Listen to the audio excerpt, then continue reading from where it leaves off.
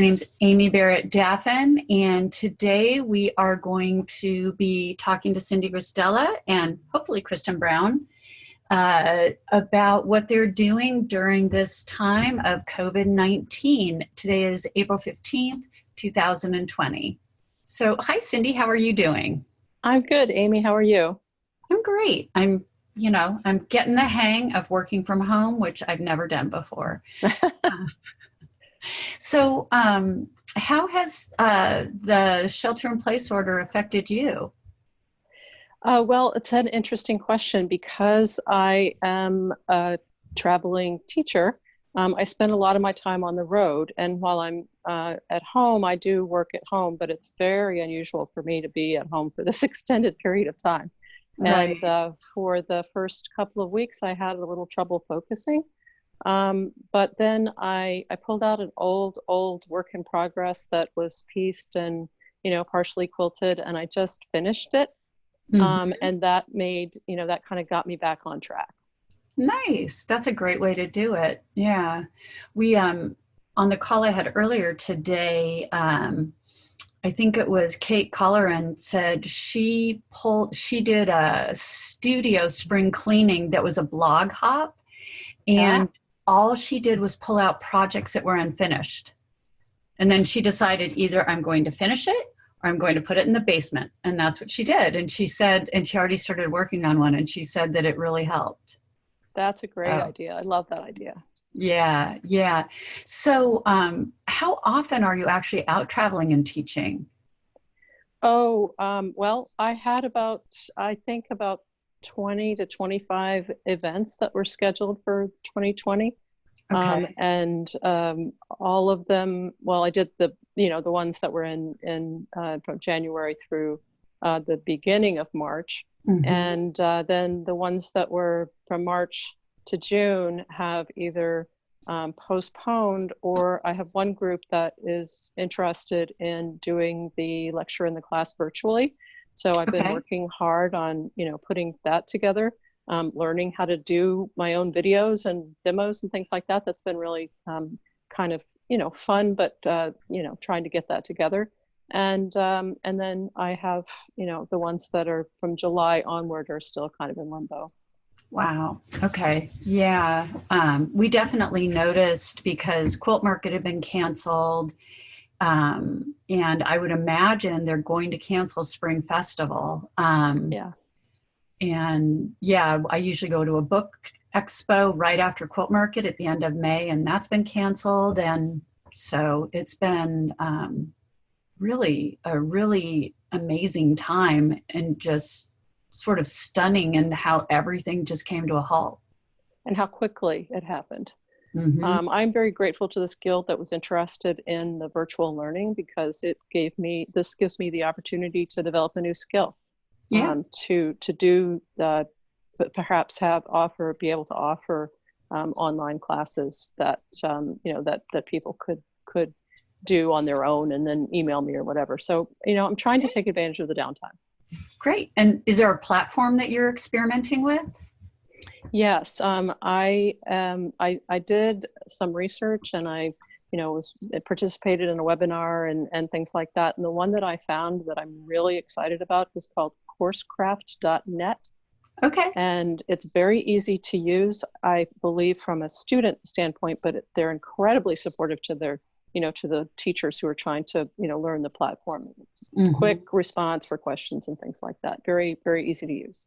Oh, that's great. That's great. Yeah. One of our other authors, Katrina Walker, was talking about, I think it's called Teachable. Yes, I looked at that one too.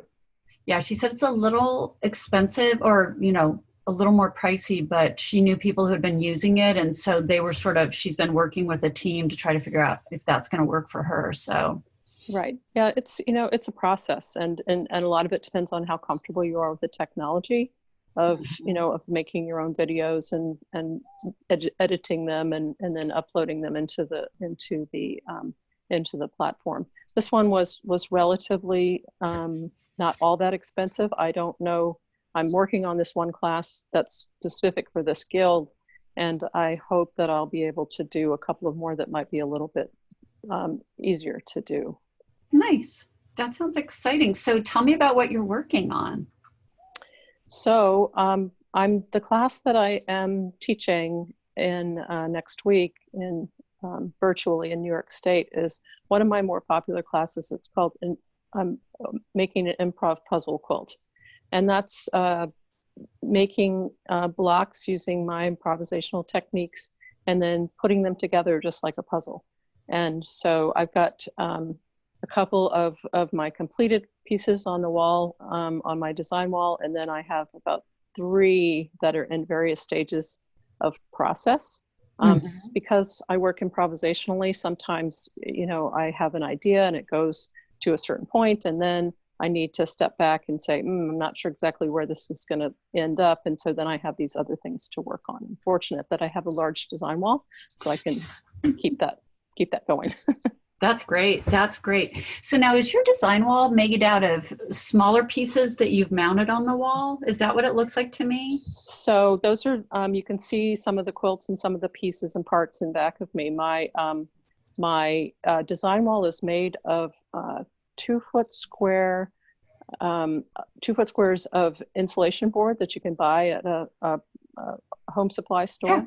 Yeah. And then I cover them with batting and duct tape the batting to the back. And then I attach them to the wall with, they're called command strips. They're, sold to college students so they don't damage the wall. The insulation board comes in bigger pieces, but those are the biggest pieces that I could fit in my car. So I have this design wall. It's not great if you're taking your own photography, but it's fantastic for doing what I do, because you don't have to use pens. You can just stick things up and move them around. That's really nice. Yeah, because I know I have one. I just have a huge piece of flannel that hangs, and some stuff will stick on there for a while, but if the door opens and the flannel moves. Yeah, that's not good. That's what I had happen the other day. I've been working, I'm almost done with the top of a quilt I made to celebrate. I got married last summer. Yes. And so I made a quilt for my husband and I for our bed. And I walked in and there were about 50 blocks on the ground. And I'm like, okay, well, guess we're putting those back up. I hope you'd taken a picture of it so you knew where they went. I had taken a picture of it specifically because I've had something similar happen, although not that many fell down at one time. So yeah, so I need a better solution. So I'm looking at everyone's design walls. I'm like, well, how did you do that? How did you do that? So, yeah. It's not hard, if you have the capability to go out to the to the home supply store. Yeah, well, yeah, we made it out to the garden recently, to the garden store, and we had our masks on and we bought dirt and vegetables. So I was excited. Oh, good. So you're prepared. Yeah, so I got some plants put in, so I'm really happy about that. So something to look forward to this summer. So then, so you're going to be teaching a class online. Do you see that as something that you might use as a resource moving forward? So maybe you don't have to travel and teach as much?